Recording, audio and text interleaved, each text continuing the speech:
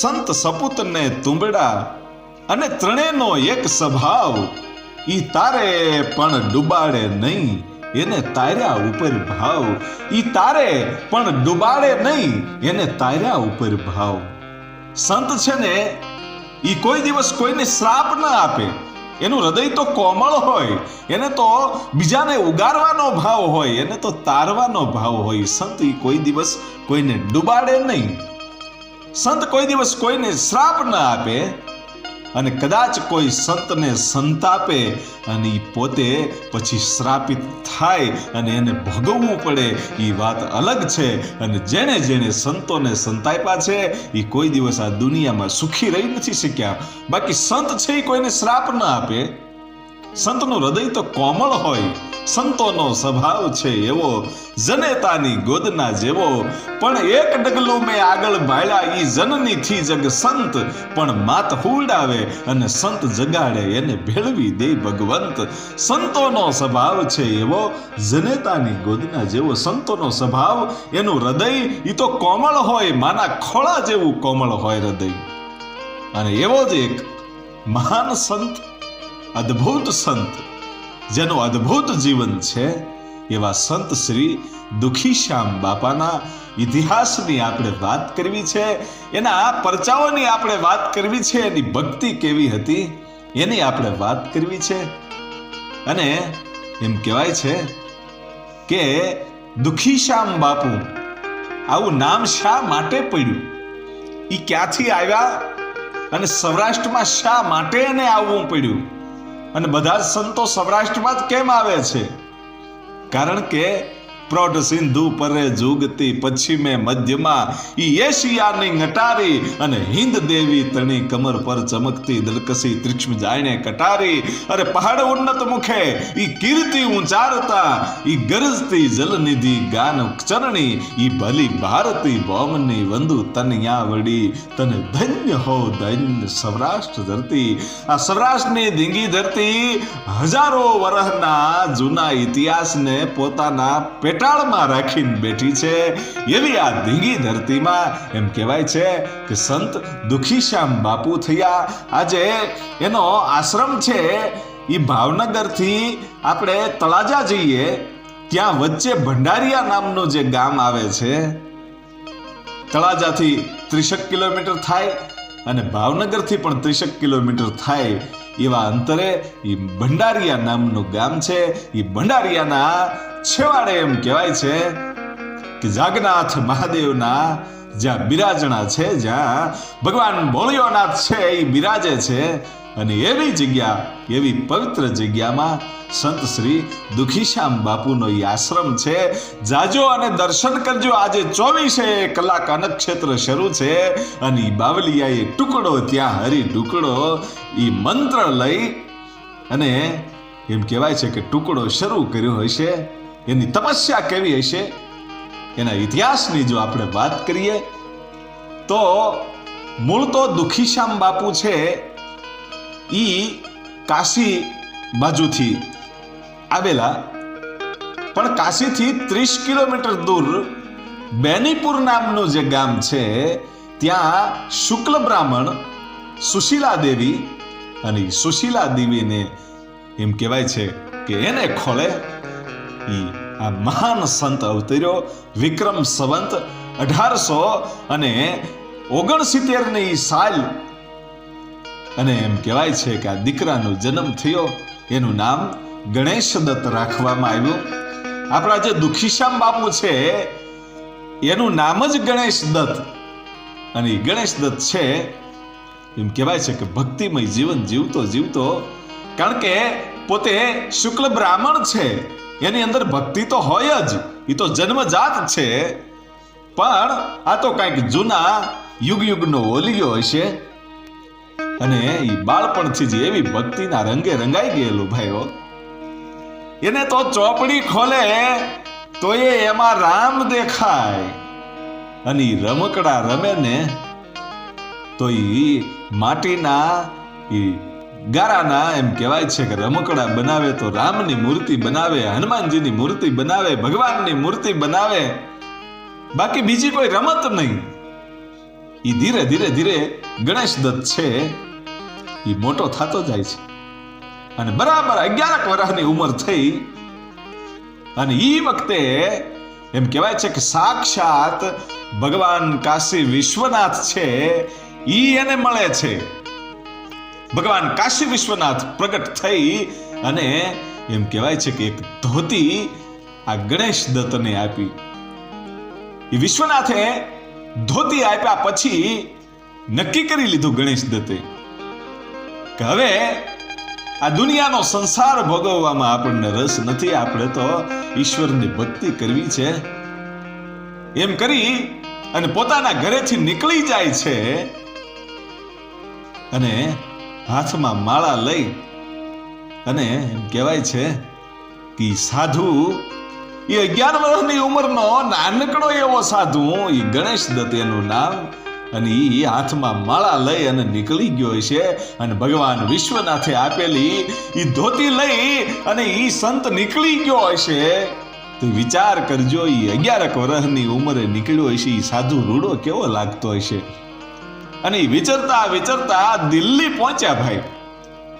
અને દિલ્હીમાં જ્યારે વિચરતા હતા એ વખતે જે બેનીપુર નામનું ગામ છે ગણેશ દત્તનું, ઈ ગામમાં વારંવાર આવનારા એક સાધુ મહાવીરદાસ એનું નામ, અને ઈ પોતે દિલ્હીમાં આ ગણેશ દત્તને જોઈ ગયા કે આ તો બેનીપુરનો આ છોકરો છે અને આ દિલ્હીમાં એકલો કેમ રખડે છે, હવે આ કંઈક ભૂલો પડ્યો હોય એવું લાગે છે. એટલે સંત મહાવીરદાસ બાપુ છે એમ કહેવાય છે કે આ ગણેશ દત્તને લઈ અને પાછા બેનીપુર મૂકી ગયા કે આ તમારો દીકરો નીકળી ગયેલો છે, કંઈક ભટકી ગયેલો છે, ખોવાઈ ગયો તો મને દિલ્હીથી જડ્યો એમ કહી અને બેનીપુર પાછા મૂકી ગયા મહાવીરદાસ. પણ આને તો મનમાં એમ હતું કે હવે આ મહાવીરદાસ મળી ગયા અને મને આયા પાછા મૂકી ગયા, મારે તો નીકળી જવું છે, મારે તો ભક્તિ કરવી છે, કરવું શું? વારંવાર ઘરેથી નીકળી જવાની કોશિશ કરે પણ મા બાપ ખૂબ એનું ધ્યાન રાખે કે આ ક્યાંય વયો ન જાય. ગણેશ દત્તને ખૂબ ખીજાય છતાંય આ માને નહીં. એમ કરતા કરતા એમ કહેવાય છે કે એક દિવસ એક જ્યોતિષની પાસે લઈ જાય છે ગણેશ દત્તને અને જ્યોતિષને પૂછે છે, કોઈ મહાન ઓલિયો હશે ભાઈ, જોગી જાલંધર હો, એવા મહાન સંતને પૂછ્યું કે આ વારંવાર નીકળી જાય છે, ઘરેથી ભાગી જાય છે, તો આનું કારણ શું? આનો કાંઈક એવો દોરો બનાવી દો, કાંઈક એવો અમને મંત્ર આપો કે આ ઘરથી જુદો ન પડે. અને જ્યોતિષે તેદી એના જોહ જોયા હશે ભાઈ, અને જ્યોતિષ એ જોગંદર સાધુ એટલું જ બોલ્યા હતા કે હવે આની પાછળ દોડતા નહીં, હે કે આની પાછળ દોડતા નહીં, આ તો યુગ યુગનો જૂનો ઓલિયો છે અને આ મહાન સંત બનવાનો છે અને આ માત્ર ને માત્ર સાધુ જ થશે, તમારે આની પાછળ દોડવાની જરૂર નથી, તમે ગમે એમ કરશો તો એ તમારા હાથમાં નહીં રહે. એ કહી દીધા પછી મા બાપે નક્કી કરી લીધું કે આ જ્યોતિષ કોઈ દિવસ ખોટું બોલે નહીં અને એનું કોઈ દિવસ ખોટું હોય નહીં, એટલે આ દીકરો સાધુ જ થશે અને સાધુ થઈ અને જો દુનિયાનું કલ્યાણ કરતો હોય તો ભલે સાધુ થઈ જાય. એવું વિચારી અને આ દીકરાની પાછળ દોડવાનું બંધ કર્યું, એને રોકવાનું બંધ કર્યું અને 2-5 દિવસ પછી એમ કહેવાય છે કે આ ગણેશ દત્ત છે એ ફરી વખત ભાઈ નીકળી ગયો અને વિચરતા વિચરતા ભગવાન શ્રી રામની નગરી એટલે પવિત્ર અયોધ્યામાં એમ કહેવાય છે કે પોતે દાખલ થયા ભાઈ, આવ્યા અયોધ્યામાં. અયોધ્યામાં વિચરતા હતા એ વખતે પાછા મહાવીરદાસજી મળે છે અને મળ્યા પછી કીધું કે બેટા તું કેમ આમ કરે છો? એકવાર તો હું તને દિલ્હીથી તારા ઘરે મૂકી ગયો હતો. અને ત્યારે મહાવીરદાસને આ ગણેશ દત્તે એટલું કીધું, બાપુ મને આ દુનિયાના સંસારમાં આ મોજ શોખમાં રસ નથી બાપુ, મારે ભક્તિ કરવી છે અને આપ જે બાજો મહાન સંત તમારે જે બાજો ગુરુ મળે તો મારું કલ્યાણ થાય બાપુ. અને તેથી મહાવીરદાસજીએ કીધું કે અયોધ્યા જેવી આ પવિત્ર નગરી છે અને સરયુ નદીની સાક્ષીએ, ભગવાન રામની સાક્ષીએ હું તને કંઠી બાંધું છું. આજથી તું મારો શિષ્ય અને હું તારો ગુરુ. અને પછી તો ગુરુ શિષ્યએ ખૂબ યાત્રાઓ કરી છે અને આ ગણેશ દત્તે એમ કહેવાય છે કે ખૂબ સેવા કરી છે. પોતાના ગુરુ મહાવીરદાસજીની ખૂબ સેવા કરી અને પછી એક દિવસ એમ કહેવાય છે કે યજ્ઞ હાલે છે અને એ યજ્ઞમાં આ ગણેશ દત્ત છે એ ખૂબ સેવા આપી રહ્યા છે. એમાં એટલું બધું કામ વધી ગયું કે એકદમ ઝડપથી ચાલતા ચાલતા એક પગ લહરી ગયો. એ પગ લપસ્યો અને યજ્ઞ કુંડની અંદર એમ કહેવાય છે કે આ ગણેશ દત્ત છે એ પડી ગયો. ભાઈઓ, યજ્ઞ કુંડની અંદર પડી ગયો ને આખું શરીર છે એ હળગવા માંડ્યું અને સાધુએ બધા ભેગા થઈને એકદમ આ ગણેશ દત્તને બારો તો કાઢ્યો, પણ પોતાની ચામડી છે એ બધી દાજી ગઈ અને કાળો પડી ગયો. ચામડી કાળી પડી ગઈ, કારણ કે આ તો અગ્નિ અડે એટલે એ થોડી રહેવા દે. કાળો પડી ગયો અને એટલો બધો દુખી થઈ ગયો ભાઈ, કારણ કે એ તો જેના શરીરમાં આગ લાગી હોય એને ખબર હોય. એટલે સાધુ સંતો બધા કહેવા માંડ્યા, ઓહો બહુ દુખી થઈ ગયો, આનો કલર તો શ્યામ થઈ ગયો, કાળો થઈ ગયો, શ્યામ થઈ ગયો, દુખી થઈ ગયો. આવું જ્યારે બધા કહેવા માંડ્યા ત્યાર પછી આનું નામ દુખી શ્યામ પડ્યું. ત્યાર પછી બધા એને દુખી શ્યામ તરીકે જ ઓળખતા હતા અને એ સાધુ સંતોએ ખૂબ આ દુખી શ્યામની સેવા કરીને એને એમ કહેવાય છે કે ઊભા કર્યા અને સારું થઈ ગયા પછી પોતાના ગુરુની સાથે યાત્રાઓ કરે, ભ્રમણ કરે. એમ કરતા કરતા એક દિવસ ગુરુ મહાવીરદાસજી કહે છે કે બાપ, મને તારામાં કંઈક અલગ શક્તિ દેખાય છે અને તે મારી સેવા ખૂબ કરી છે, તારા ગુરુની સેવા તો તે ખૂબ કરી છે બાપ, પણ હવે તું ભારતનું ભ્રમણ કર, આ દુનિયાના અનુભવો મેળવ અને અલગ એક આશ્રમ સ્થાપના કર. અને ગુરુની આજ્ઞાથી એમ કહેવાય છે કે આ સંત દુખીશ્યામ બાપુ છે એ નીકળી ગયા અને ભ્રમણ મીંડેલા કરવા ભાઈ. એ વિચરતા વિચરતા એમ કહેવાય છે નર્મદાની 3 વાર પરિક્રમા કરી ભાઈ.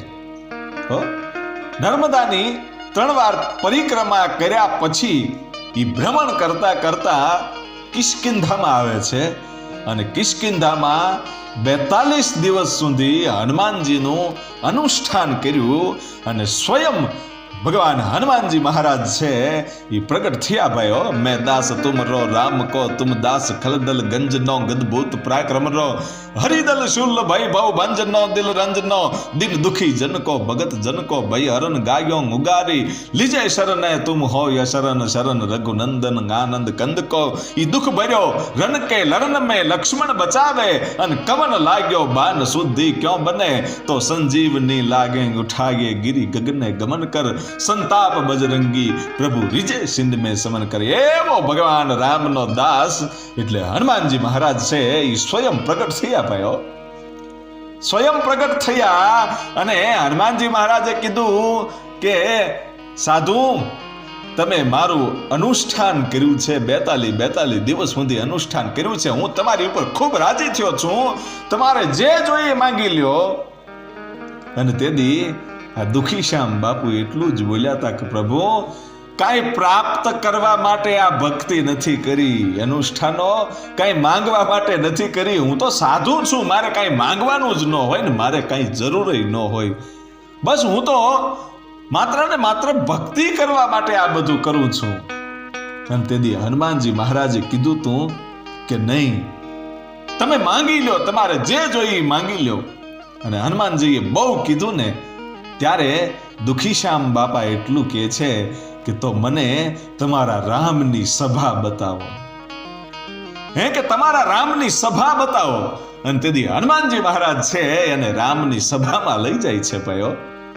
ભગવાન રામની સભા જોઈ, ભગવાન રામના દર્શન કર્યા પછી ભગવાન રામ છે એને આજ્ઞા આપે છે દુખીશ્યામ બાપાને કે તમારે ભારતનું ભ્રમણ બહુ થયું, હવે તમારે સૌરાષ્ટ્રમાં જવાનું છે, કે સૌરાષ્ટ્રમાં જાઓ, ત્યાં ભક્તો તમારી વાટ જોવે છે અને આ ભક્તિનો તમે પ્રચાર કરો, ધર્મનો પ્રચાર કરો. અને ત્યાંથી રામની સભામાંથી હનુમાનજી મહારાજ પાછા એને કિષ્કિંધા મૂકી જાય છે. અને પછી કિષ્કિંધાથી ભગવાન રામની આજ્ઞાથી એમ કહેવાય છે કે પોતે સૌરાષ્ટ્રમાં જવા માટે તો નીકળ્યા, પણ વિચાર કરે છે કે સૌરાષ્ટ્ર એટલે શું. દુખીશ્યામ બાપાને એવું લાગ્યું કે સૌરાષ્ટ્ર એટલે સૌરાષ્ટ્ર નામનું કોઈ ગામડું છે, એટલે એ સૌરાષ્ટ્ર નામનું ગામડું ગોતવામાં પૂરેપૂરા ભારતનું આખું ભ્રમણ કર્યું ભાઈ, છતાંય કઈ સૌરાષ્ટ્ર નામનું ગામ ન જડ્યું. એ ભારતનું ભ્રમણ કરતા કરતા અમદાવાદ આવે છે અને અમદાવાદ ભગવાન જગન્નાથના મંદિરે એ પોતે રોકાણા અને ત્યાંના જે સાધુ હતા એ સાધુને વાત કરી કે મને ભગવાન રામની આજ્ઞા છે અને મારે સૌરાષ્ટ્ર નામનું જે ગામ છે ત્યાં જવું છે, પણ આ સૌરાષ્ટ્ર મને જડતું નથી. અને ત્યારે એ જગન્નાથ મંદિરના જે સાધુ હતા એ સાધુએ કીધું કે દુખીશ્યામ બાપુ, આ સૌરાષ્ટ્ર નામનું કોઈ ગામડું નથી, આ તો આખો વિસ્તાર છે. કે હા, કે હું તમને રસ્તો બતાવી દઈશ, તમારે જ્યાં સુધી અહીંયા રોકાવું હોય ત્યાં સુધી રોકાવ અને પછી હું તમને રસ્તો બતાવી દઈશ સૌરાષ્ટ્રમાં જવા માટેનો. અને પછી અમદાવાદમાં રોકાણા પછી એમ કહેવાય છે કે સાધુને દુખીશ્યામ બાપુએ કીધું કે મને રસ્તો બતાવી દો. અને પછી સાધુ છે એ સરખેજ સુધી મૂકી જાય છે અને રસ્તો બતાવી દીધો કે હવે અહીંથી સીધે સીધા આ રસ્તે નીકળી જાજો. અને એ પગપાળા એમ કહેવાય છે કે દુખીશ્યામ બાપુ છે એ સૌરાષ્ટ્રની ધરતીમાં જેથી એના પવિત્ર પગ પડ્યા હશે અને આ ધરતી પવિત્ર થતી જતી હશે. એમ કહેવાય છે કે જે વલભીપુરની બાજુમાં ચમાડી નામનું જે ગામ છે એ ચમાડીમાં ધાર ઉપર એ ભોંયરાની અંદર ખોડિયાર માતાજી બેઠેલા છે. એ ખોડિયાર માએ એમ કહેવાય છે કે પોતે ખોડિયાર માના એ ભોંયરામાં રાત્રિ રોકાણ કર્યું અને રાત્રિ રોકાણ કર્યું પછી અડધીક રાતને ટાણે જોજો આ કેવો જુગ જુગનો જૂનો ઓલિયો છે, એના પૂર્વ જન્મની કેવી ભક્તિ હશે કે અડધીક રાતને ટાણે માં ભગવતી ખોડિયાર છે એ પ્રગટ થયા ભાઈઓ, સાક્ષાત આવ્યા. અને માં ભગવતી ખોડિયારે દુખીશ્યામ બાપાને કીધું કે તમારે અહીંથી સવારે નીકળી જવાનું છે અને ભાવનગરની બાજુમાં વર્તેજ નામનું ગામ છે અને વર્તેજમાં નાની ખોડિયાર તરીકે હું ઓળખાઉં છું. ત્યાં 7 ખાંભીઓ છે અમારી 7 બહેનોની અને ત્યાં ધૂણો છે, ત્યાં જઈ અને ધૂણો ધખાવજો. કોઈ પણ જાતની ચિંતા કરતા નહીં, બધું પૂરું પાડવા વાળી હું જગદંબા બેઠી છું.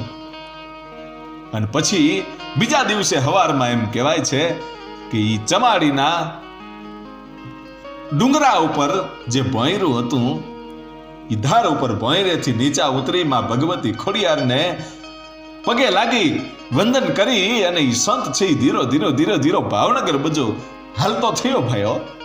અને વર્તેજ ઈ નાની ખોડિયાર જ્યાં છે ત્યાં દુખીશ્યામ બાપા આવ્યા અને ઈ ધૂણો ધખાવ્યો અને 1 મહિના સુધી રહ્યા ભાઈ, પણ કોઈ માણસ આવે નહીં એવી અવાવરી ઈ જગ્યા હતી. ઈ વખતે વર્તેજથી થોડેક દૂર ઈ એવી અવાવરી જગ્યા, કોઈ માણસ ઈ જગ્યાએ આવે નહીં અને દુખીશ્યામ બાપાને ખાવા પણ મળતું નહોતું. એટલે ત્યાં જે ઘટાટો વડલો હતો એ વડલાના પાંદડા ખાઈ અને 1 મહિનો કાઢ્યો પછી વિચાર કર્યો કે હવે અહીંથી નીકળી જવું છે, અહીંયા કોઈ આવતું તો નથી. એટલે જ્યારે નીકળવાની તૈયારી કરી એ વખતે એમ કહેવાય છે કે માં ભગવતી ખોડિયાર છે એ પાછા પ્રગટ થાય છે અને કહે છે કે તમારે અહીંથી નીકળવાની જરૂર નથી. કે તમારે અહીંથી નીકળવાની જરૂર નથી, કે માતાજી અહીંયા કોઈ આવતું તો નથી, કે કાલે સવારે એક ઘોડાવાળો દરબાર આવશે અને તમને કંઈ પૂછે ખાવાનું તો એને કહેજો કે ડબ્બામાં હોય લેતો આવ. અને પછી ધીરે ધીરે માણસો અહીંયા આવતું થશે. એમાં ભગવતીએ દુખીશ્યામ બાપાને ત્યાં રોક્યા અને બીજા દિવસે હવાર પડ્યું ભાઈઓ, ભલે ને ઉગા ભાણ તિહારા લવ બામણા, હવે તો જીયાણ મરણ રીમાણ, અમારી રાખજે કાશપ રાવણ. એવો હુરજ છે ઉગ્યો ભાઈ. અને ધીરે ધીરે ધરતીના પટ ઉપર અજવાળા થયા અને થોડોક સમય ગયો અને બરાબર બપોરનો સમય થાવો થઈ ગયો.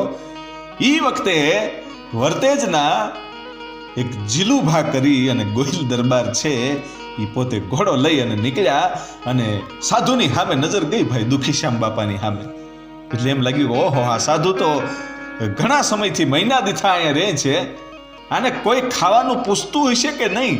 એટલે પોતે ઘોડેથી પ્રાણ છાંડી અને આવ્યા ને કીધું કે બાપુ કોઈ ખાવાનું આપે છે કે નહીં, કંઈ ખાવું છે તમારે? અને તેથી બાપુ તો હિન્દી બોલતા, એટલે બાપુએ કીધું કે ડબ્બામાં જે હોય એ લેતા હો. એટલે જીલુભા છે એ પોતાને ઘરે જઈ અને પોતાની જનેતાને પોતાના બાને કીધું કે ડબ્બામાં જે હોય થોડોક લોટ આપી દો, એટલે હું એ સાધુને દઈ આવું. અને લોટ લઈ, એ બાજરાનો લોટ લઈ અને દુખીશ્યામ બાપાને જ્યારે આપ્યો ત્યારે દુખીશ્યામ બાપાને વિચાર આવ્યો કે આવો લોટ તો મેં ક્યારેય જોયો નથી, આ ઘઉંનો લોટ તો છે નહીં, પણ કાંઈ વાંધો નહીં. એમાં પાણીથી પલાળી અને એની બાટી બનાવી અને એ બાટી છે એ દુખીશ્યામ બાપાએ ખાધી. એટલે એમને ખૂબ આનંદ થયો કે આવો સ્વાદ તો મેં હજી સુધીમાં બીજે ક્યાંય ભાળ્યો નથી ભાઈઓ. એ દુખીશ્યામ બાપા છે એ પછી તો કાયમને માટે જમવાની ઈચ્છા થાય તો જમે, નહીતર ન પણ જમે. આવી રીતે ધીરે ધીરે સમય જતો જાય છે અને માણસો છે ત્યાં આવતા થાય છે. અને પછી તો એમ કહેવાય છે કે બાપુને લોકો ખૂબ માને અને બાપુએ ઘણા બધા પરચાઓ આપ્યા. અને બાપુ છે એ ત્યાંથી વિચરતા રહેતા. વર્તેજ નાની ખોડિયારે તો હોય જ, ત્યાંથી પાછા રાજકોટ જાય અને રાજકોટ જે રૂખડિયા હનુમાન છે ત્યાં પણ બાપુ રોકાતા. અને ત્યાંથી એકવાર કોઠારિયા આવ્યા અને કોઠારિયામાં ભગવાન રામદેવજી મહારાજ પણ એને મળેલા અને ત્યાં પણ ધૂણો ધખાવ્યો. અને 30 વર્ષ સુધી પછી ત્યાં કોઠારિયામાં બાપુ રહેલા, દુખીશ્યામ બાપુ. અને 30 વર્ષ પછી પાછા નાની ખોડિયાર વર્તેજ આવે છે. અને એમાં એકવાર ઘટના એવી બની કે જે જીલુભા રોટલાની બાટી જે જીલુભાની દુખીશ્યામ બાપાએ ખાધી હતી, એ જીલુભા છે એ દુખીશ્યામ બાપુને ખૂબ માનતા. અને એકવાર ઘટના એવી બની કે જે જીલુભા છે એનો દીકરો, એનું નામ અનિરુદ્ધસિંહ, અને એ અનિરુદ્ધસિંહને સાયકલ હાકે ને એટલે લોહીની ઉલટી થતી, આવું થતું. અને એકવાર લોહીની ઉલટી થઈ અને એ અનિરુદ્ધસિંહ છે ને અનિરુદ્ધસિંહની એમ કહેવાય છે કે પ્રાણ પંખીડું છે એ વયું જાય છે ભાઈ, પોતે ગુજરી જાય છે. અને આવી ઘટના સાંભળીને લોકોને ખૂબ અત્યંત દુઃખી થઈ ગયા. અને એમાં એકદમ કાઢવાની ઉતાવળ કરતા હતા, શમશાને લઈ જવાની. અને એ વખતે જીલુભા છે એટલું કહે છે કે ઘડીક વાર ઊભા રહેજો, કે ઘડીક વાર મારા દીકરાને શમશાને નહીં લઈ જતા, હું દુખીશ્યામ બાપુને સમાચાર દેતો આવું. કે દુખીશ્યામ બાપુને સમાચાર દેતો આવું કે અરે ભલા માણા, તારો એકનો એક દીકરો છે અને એ ગુજરી ગયો છે ને આજ તને એ બાપુ સાંભળે છે, તારે ન્યા જ આવું છે કે નહીં? જ્યાં સુધી હું પાછો ન આવું ત્યાં સુધી મારા દીકરાને કાઢતા નહીં. એમ કહી અને જીલુબા છે એ નાની ખોડિયારે જ્યાં દુખીશ્યામ બાપુ બેઠા હતા ત્યાં આવ્યા અને આંખમાંથી આહુડાની ધાર થઈ. ત્યારે દુખીશ્યામ બાપાએ કીધું કે બેટા રડવાનું કારણ શું? અને ત્યારે દુખીશ્યામ બાપાને આ જીલુભાઈ એટલું જ કીધું કે બાપા અનિરુદ્ધ ગુજરી ગયો. હે કે અનિરુદ્ધ ગુજરી ગયો. અને તેથી દુખીશ્યામ બાપા ઝડપથી ઊભા થઈ ગયા કે હોય નહીં, હજી તો મારે એના લગ્ન કરાવવાના છે અને એને એક દીકરો અને 2 દીકરા થશે અને એ દીકરો થશે ને એ રામનવમી અને મંગળવાર હશે. આ દુખીશ્યામ બાપા આવું બોલ્યા કે બાપુ અનિરુદ્ધ ગુજરી ગયો એ પાકું છે. કે અરે ભલા માણા ઈ તો હૂતો હશે, આલે આ ભભૂતિ લઈ જા એના કપાળે છાતીએ અને પેટમાં લગાડી દેજે, કદાચ એને વહમું લાગી ગયું હોય, એને કાંઈ નહીં થાય, હજી તો મારે એના લગ્ન કરાવવાના છે. એવું કીધું ની ભભૂતિ આપી અને એ વિશ્વાહે આ જીલુભા છે એમ કહેવાય છે કે ભભૂતિ લઈ અને આવ્યા અને દીકરાના કપાળે લગાડી, દીકરાના છાતીએ લગાડી, પેટે લગાડી. અને લોકો એવો વિચાર કરે છે કે બાવાએ આપેલી આ ભભૂતિ લગાડે છે. કેટલા સમયથી પોતાનો દીકરો ગુજરી ગયો છે અને આને શમશાને લઈ જવાની બદલે હજી આને ભભૂતિ લગાડે છે. હજી માણસો એવા વિચાર કરે ન કરે ઈ પેલા આળહ મરડી અને ઈ દીકરો ઊભો થયો. એ અનુરીતજી હજી પણ છે અને 22 વર્ષની ઈ ઉંમરે એમ કહેવાય છે કે પોતાનું મૃત્યુ થયું હતું અને એમ કહેવાય છે એ ફરી વખત સજીવન થયા અને લોકોએ ઈ વખતે એમ કહેવાય છે કે દુખીશ્યામ બાપુનો જય જયકાર બોલાવ્યો હતો ભાઈઓ. અને પછી તો દુખીશ્યામ બાપુને ત્યાં ખૂબ માણસો આજુબાજુના ગામડાઓ આવવા લાગ્યા આ વાતની ખબર પડ્યા પછી. અને પછી તો કોઈ પણ વ્યક્તિ પગે લાગે ને એની ઉપર બાપુ મોજમાં આવી જાય ને તો બાપુ એટલું જ બોલે, લહેર કરો બચ્ચા, લહેર કરો. બસ બીજી વાત નહીં, એક જ શબ્દ મોઢામાંથી નીકળે, બસ લહેર કરો. આવી રીતે બાપુએ તો ઘણા બધા પરચાઓ આપ્યા છે.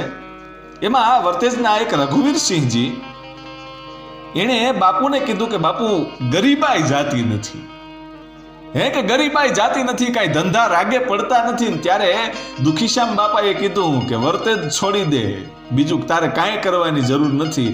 અને એ રઘુવીરસિંહજીએ વર્તેજ છોડ્યું.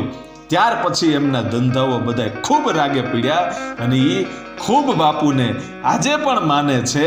અને એમ કહેવાય છે કે એણે પોતે ભાવનગરમાં કાળિયાબીડમાં દુખીશ્યામ બાપુનો આશ્રમ પણ બનાવેલો છે. એવી જ રીતે બાપુનો એક બીજો પણ પરચો દિગ્વિજયસિંહજી જે વર્તેજના હતા, એમને ઘરે સંતાન નહોતું થતું અને બાપુએ એમને મંત્ર આપ્યો, 3 મહિના યજ્ઞ કરાવ્યા પછી એમને ઘરે પણ સંતાન થયું. અને પછી બાપુ છે એ ફરતા વિચરતા રહેતા. એમાં એકવાર દરિયાને કાંઠે જે મીઠી વીરડી છે ત્યાં 4 સંતો બેઠા છે, દુખીશ્યામ બાપુ અને બીજા 3 સંતો. એ હામાં ચલમ પીવે છે.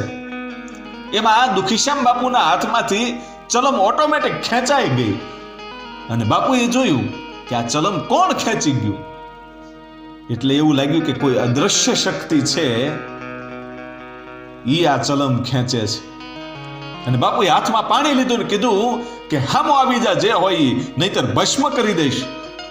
અને ઈ વખતે એક વીર છે, એક શૂરવીર છે, એ હામો આવે છે. અને એ શૂરવીર બીજો કોઈ નહીં પણ મોખડોજી ગોહિલ હતા ભાઈઓ. મોખડોજી ગોહિલ હતા ને હામાં આવીને કીધું કે બાપુ હું મોખડોજી ગોહિલ છું, પેરમબેટનો રાજા. એ મોખડોજી ગોહિલ સાક્ષાત હામાં આવ્યા અને દુખીશ્યામ બાપુ એટલું બોલ્યા કે મારી ચલમ ખેંચવાનું કારણ શું? અને ત્યારે મોખડાજીએ એટલું કીધું કે વર્તેજમાં દરબારગઢમાં તમે જે માં ચામુંડા અને ખોડિયારના મંદિર બનાવવાનું ઘણા સમયથી આયોજન કરો છો અને એ થતું નથી ને? કે નહીં, કે એ નહીં થાય. કે કેમ? કે હું મોખડોજી ગોહિલનું જ્યાં સુધી ત્યાં મંદિર ન થાય ત્યાં સુધી માં ચામુંડા કે માં ખોડિયારનું મંદિર નહીં થવા દઉં. અને તેથી દુખીશ્યામ બાપાએ વચન આપ્યું કે તમારું મંદિર વર્તેજમાં હું જરૂરથી બનાવીશ અને પછી માં ચામુંડા ખોડિયારનું મંદિર બનાવીશ. કે કાંઈ વાંધો નહીં. પછી પેરમબેટમાં મોખડોજી ગોહિલ છે એ પૂજ્ય દુખીશ્યામ બાપુ અને એમની સાથે 3 સંતો હતા એને બધાઈને લઈ ગયા અને ત્યાં મહેમાન ગતિ કરાવી અને પછી પાછા વળ્યા. પછી સમય જતા વર્તેજમાં એમ કહેવાય છે કે 3 મંદિર બનાવવામાં આવ્યા. એક વીર મોખડાજી ગોહિલ, માં ચામુંડા અને માં ખોડિયાર, એ 3 મંદિર આજે પણ એમ કહેવાય છે કે દુખીશ્યામ બાપુએ બંધાવડાવેલા એ આજે પણ છે. અને પછી તો બાપુ છે એ સમય જતા ભંડારિયાથી, જે ભંડારિયા છે વર્તેજથી ભંડારિયા ગામે પોતાનું આગમન થાય છે. એ વર્તેજથી એમ કહેવાય છે કે દરિયાને કાંઠે ને એ બાજુ પોતે યાત્રા કરવા ગોપનાથ બાજુ નીકળેલા અને જ્યારે પાછા આવતા હતા ત્યારે ભંડારિયાના એક રૂડા પટેલ, અને એ રૂડા પટેલે બાપુને કીધું કે બાપુ રોકાઈ જાવ ને. એટલે દુખીશ્યામ બાપુ છે એ પોતે રૂડા પટેલની વાડીએ રોકાઈ ગયા અને એટલી બધી રૂડા પટેલે સેવા કરી કે 6 મહિના કેમ નીકળી ગયા એને ખબર ન રહી અને ત્યાંનું વાતાવરણ ગમી ગયું. એટલે રૂડા પટેલને પૂજ્ય દુખીશ્યામ બાપુ છે એ એમ કહે છે કે બેટા અહીંયા ક્યાંય શિવ મંદિર ખરું, શિવલિંગ ખરી? અને ત્યારે રૂડા પટેલે કીધું કે બાપુ એક જાગનાથ મહાદેવ છે અમારા ગામના છેડે, કે ત્યાં જવું છે. અને પછી જાગનાથ મહાદેવની જ્યાં શિવલિંગ હતી ત્યાં પોતે દુખીશ્યામ બાપાને લઈ અને રૂડા પટેલ આવે છે અને જોયું તો 2 બાજુ નદી અને વચ્ચે શિવલિંગ હતી. એટલે નક્કી કર્યું કે અહીંનું વાતાવરણ મને બહુ ગમે છે, મારે અહીંયા આશ્રમ બનાવવો છે. અને દુખીશ્યામ બાપાને આખા ગામે, આખું ગામ જે ભંડારિયા છે એને સાથ સહકાર આપ્યો અને કીધું કે બાપા આશ્રમ બાંધવો હોય તો અમે મદદ કરશું, અમે તમારી સેવા કરશું. અને આખા ગામ લોકો તથા બાપુના જે કાંઈ સેવકો હતા આજુબાજુના ગામડાના વર્તેજના બધા જ સેવકોએ એના સાથ અને સહકારથી આશ્રમની ત્યાં સ્થાપના થઈ અને 2 બાજુ નદી હતી એનું થોડુંક પુરાણ કરી અને એમ કહેવાય છે કે બહુ સરસ મજાનો એ આશ્રમ બનાવ્યો. અને પછી તો એમ કહેવાય છે કે બાપુ યાત્રા કર્યા કરે, ભ્રમણ કર્યા કરે અને ભ્રમણ કરતા કરતા મહુવા પાસે જે તરેડી છે ત્યાં તરેડી ભેંસલા હનુમાન કહેવાય, ત્યાં 1 મહિનો બાપુ રોકાણેલા.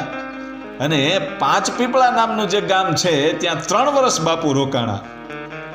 અને એ 5 પીપળામાં સરમાળિયા દાદાનું મંદિર પણ બાપુએ બંધાવડાવેલું. અને પછી વિચરતા વિચરતા જ્યાં જ્યાં યાત્રા કરવા જાય ને જે ગામ એને બહુ રૂઢ લાગે ત્યાં બાપુ રોકાઈ જાય. અને જે સીતાપુર છે ગઢડાની આજુબાજુમાં ત્યાં બાપુ 15 વર્ષ રોકાઈ ગયા. અને એમાં જે ઈંગોરાળા નામનું ગામ છે ત્યાંના એક ધનાભાઈ અને ધનાભાઈના શેઠ એ વાણિયો ગુજરી ગયો ને ત્યારે એમ કહેવાય છે કે પૂજ્ય દુખીશ્યામ બાપુએ એ વાણિયાને સજીવન કર્યો તો એટલું નહીં પણ એના એ જ ઈંગોરાળા ગામમાં એક ભાભલુભાઈ, અને એ ભાભલુભાઈનો દીકરો ગુજરી ગયો ત્યારે એનું દુઃખ છે એ બાપુ જોઈ ન શક્યા. અને એ દીકરાને પણ એમ કહેવાય છે કે દુખીશ્યામ બાપાએ સજીવન કરેલો. અને સીતાપુરમાં આજે પણ અમાસ અને પૂનમમાં ભજન અને ભોજન થાય છે. અને પછી તો બાપુ પાછા ભંડારિયામાં આવે છે. અને સમય જતા થોડાક બીમાર પડ્યા એટલે બાપુએ માણસોને વાત કરી કે ભાઈ મને થોડીક બીમારી છે એટલે ગઢડા પાસે અડતાળા નામનું જે ગામ છે ત્યાંના વેદને તમે બોલાવી આવો, એને લઈ આવો, એ વેદથી મને સારું થઈ જાય. એટલે દેશી દવા કરનારો જે વૈદ છે એ અડતાળા ગામનો હતો. અને એને લેવા માટે ધર્મેન્દ્રસિંહ અને નટુભા એ બંને ગાડી લઈને નીકળી ગયા. ગાડી લઈને નીકળી તો ગયા પણ પૈસા ભૂલાઈ ગયા. અને ગાડીમાં પેટ્રોલ કે ડીઝલ તો પુરાવવું પડે ને, કરવું શું? અને વલભીપુરની નજીક જે ચમાડી છે એ ચમાડીની બાજુમાં એક પેટ્રોલ પંપ, અને એ પેટ્રોલ પંપે ઊભા રહ્યા અને નક્કી કર્યું કે આપણે આમાં પુરાવવું તો પડશે, પણ પૈસા નથી. પણ આ ચમાડીમાં સગાવાલા છે તો એના ઘરેથી હું પૈસા મંગાવી લઉં. આવો જ્યારે વિચાર કરતા હતા ને પેટ્રોલ પંપે ઊભા રહ્યા, એ વખતે એક જોરદાર પવનનો વેંટોળો આવ્યો અને વિંટોળામાંથી પૈસા આવ્યા. વિચાર કરજો, વિંટોળામાંથી પૈસા આવ્યા અને આ લોકો જોઈ ગયા કે વીણજે વીણજે એકદમ પૈસા, એમ કરીને પૈસા થોડાક વીણી લીધા. ત્યાં તરત વિંટોળો કેમ વયો ગયો ખબર ન રહી. અને પછી ઈ પૈસામાંથી એણે એ ગાડીમાં પુરાવ્યું હતું. અને ત્યારે એ લોકો આજે પણ એમ કહે છે કે આ દુખીશ્યામ બાપાનો એવો કંઈક પરસો હતો કે અમારે કોઈની પાસે પૈસા માંગવા ન જવા પડ્યા. એ વિટોળામાં પૈસા પૂજ્ય દુખીશ્યામ બાપુએ મોકલી દીધા હતા. આવો મહાન સંત જેની સાથે માં ભગવતી ખોડિયાર વાતું કરે હો. અને જ્યારે વર્તેજમાં રહેતા હતા નાની ખોડિયારે, એ વખતે માં ભગવતી ખોડિયાર એકવાર ડોશીનું રૂપ લઈ અને બાપુ પાસે જમવા પણ આવેલા. અને બાપુએ પૂછ્યું કે માડી તમારે શું ખાવું છે? બાપુ ઓળખી ન શક્યા કે આ સાક્ષાત ખોડિયારમાં છે ડોશીના રૂપમાં. અને તેથી ખોડિયારમાં એ કીધું કે મારે રીંગણાનું શાક અને પરોઠા ખાવા છે. અને ત્યારે પૂજ્ય બાપુએ પોતાના હાથે રીંગણાનું શાક અને પરોઠા બનાવી અને માતાજીને ખવડાવ્યું. અને જ્યારે પાણી ભરવા માટે ગયા ત્યારે ખોડિયારમાં એમ કહેવાય છે કે અદૃશ્ય થઈ ગયા હતા. એ જેના હાથનું માં ભગવતીને પણ જમવાની ઈચ્છા થાય તો એ કેટલો પવિત્ર સાધુ હશે. અને જેવો તેવો નહીં. એકવાર જંગલમાં પૂજ્ય બાપુ હતા, એ વખતે એક ઈર્ષાળુ કોઈ સાધુ, અને એને બાપુની જટા ઉપર ઈર્ષ્યા થઈ એટલે કંઈક કામણ કર્યું અને બાપુને ખૂબ તાવ આવ્યો. અને ખૂબ તાવ આવ્યો ને એ વખતે જંગલમાં રહેનારું એક જીનાત, એ જીનાત છે ને એ બાપુ પાસે આવીને કીધું કે બાપુ મારે તમારી સેવા કરવી છે, તમે કયો એ કરું. અને તેથી બાપુએ કીધું હતું કે મારે બરફી ખાવી છે. અને ત્યારે જીનાતે એને બરફી ખવડાવી હતી. જીનાત જેવા જીનાત આ સાધુની સેવા કરે તો એ કેટલો મહાન સાધુ હશે હો. આવડો મહાન સાધુ. અને પછી એ વેદને લાવવામાં આવ્યા. વેદે થોડી ઘણી દવા કરી અને પછી સમય જતા બાપુ છે થોડાક વધારે બીમાર પડ્યા એટલે સુરત દવાખાને લઈ ગયા. અને એમની સાથે વર્તેજના દરબાર શ્રી કૃષ્ણકુમારસિંહજી ગોહિલ, એને બાપુ કરશન જ કહેતા. અને એ સુરતના દવાખાને એની સાથે. અને પછી ત્યાંથી પાછા વળ્યા એટલે નર્મદામાં જાય છે. અને નર્મદામાં જઈ અને આ કૃષ્ણસિંહજી જે બાપુ પ્રેમથી એને કરશન કહેતા, અને બાપુએ દુખીશ્યામ બાપુએ કીધું કે કરશન તું મને આ નર્મદાની રેતી છે ને એ આખા શરીરે છોડી દે. આ એટલી પવિત્ર આ ધરતી છે. અને આખા શરીરે એમ કહેવાય છે કે આ કૃષ્ણકુમારસિંહજી છે એને નર્મદાની રેતી ચોળે છે. ને પછી પૂજ્ય બાપુ એમ કહે છે કે કરશન તું બેહી જા, હું તને રેતી ચોળી દઉં. ને પૂજ્ય દુખીશ્યામ બાપુએ પોતાના હાથથી આ કૃષ્ણકુમારસિંહજીને રેતી ચોળી હતી. અને પછી એમ કહેવાય છે કે એક દિવસ ભંડારી આશ્રમમાં પૂજ્ય દુખીશ્યામ બાપુ બેઠા છે અને વર્તેજથી કૃષ્ણકુમારસિંહજી અને ગામમાંથી એક નાગજીભાઈ એને બંનેને બોલાવ્યા અને સાથે બેહાડ્યા. કીધું કે આપણે સત્સંગ કરવો છે. અને 4 કલાક સુધી એક ધારી બાપુએ એની સાથે વાતચીત કરી. નહીતર બાપુ એટલું બધું બોલતા નહીં, પણ એ સમયે એમ કહેવાય છે કે 4 કલાક સુધી વાત કર્યા પછી એમ પૂછે છે બાપુ કૃષ્ણકુમારસિંહજીને કે કરશન આજે કઈ તારીખ થઈ? કે બાપુ આજે તો 25 તારીખ છે. પહેલા મહિનાની 25 તારીખ હતી 1996ની સાલ. કીધું કે બાપુ આજે 25 તારીખ છે. અને તેથી દુખીશ્યામ બાપુ એટલું બોલ્યા હતા કે આવતી 25એ તો મારે હવે તેડું આવી ગયું છે. હે કે આવતી 25એ હું નહીં હોય. આ વાત સાંભળી અને આ લોકો દુઃખી તો થયા, પણ વિચાર કરે છે કે શું બાપુ હકીકત સાચું બોલતા હશે? વિચારમાં ને વિચારમાં 1 મહિનો કેમ વીતી ગયો એ ખબર ન રહી. અને એમ કહેવાય છે કે 1 મહિના પછી જ્યારે બીજી 25 તારીખ આવી તેથી એમ કહેવાય છે કે બાપુના શબ્દો હાચા પડ્યા. આ વાત કરતા એમ કહેવાય છે કે કૃષ્ણકુમાર સિંહજી છે વર્તેજના, એની આંખોમાંથી આહુડાની ધારું થઈ ગઈ હતી અને એટલું કહેતા હતા કે વિક્રમ સંવત 2052 અને ફાગણ સુદ 7 અને તારીખ 25 બીજો મહિનો અને 1996ની સાલમાં પૂજ્ય બાપુ સમાધિષ્ઠ થઈ ગયા, હવને છોડીને વયા ગયા. હવની આંખોમાં એમ કહેવાય છે કે આહુડાની ધારું હતી. રોયા રે પશુને રોયા પંખીડા અને રોઈ ઉખી આખી વનરાય. ખૂબ દુઃખ થયું બધાને. અને બાપુ છે ઈ આજે પણ એના સેવકો એમ કહે છે કે માત્ર બાપુએ તો એમનું શરીર છોડ્યું છે, બાકી પૂજ્ય બાપુ તો કાયમને માટે આ આશ્રમમાં એની હાજરી છે અને અમને દેખાય છે. અને ત્યાં જે લીમડો છે એ લીમડો બાપુના પ્રતાપથી લીમડો મીઠો થઈ ગયો. અને પછી બાપુના ગયા પછી બાપુએ ઘણા બધા પરચાઓ આપ્યા છે. અને આજે દર વદ 14 રુદ્રાભિષેક થાય છે, ચંડીપાઠ થાય છે, બ્રહ્મચોરાસી થાય છે અને આખો શ્રાવણ મહિનો આ બધું જ થાય છે. રુદ્રાભિષેક, ચંડીપાઠ, બ્રહ્મચોરાસી, ભજન અને ભોજન એ બધું થાય છે. આજે પણ હરિહરની આકલું ત્યાં કાયમ માટે પડે છે. 24 કલાક અનક્ષેત્ર શરૂ છે. જાજો અને આવા મહાન સંત દુખીશ્યામ બાપુના દર્શન કરજો. એ દર્શન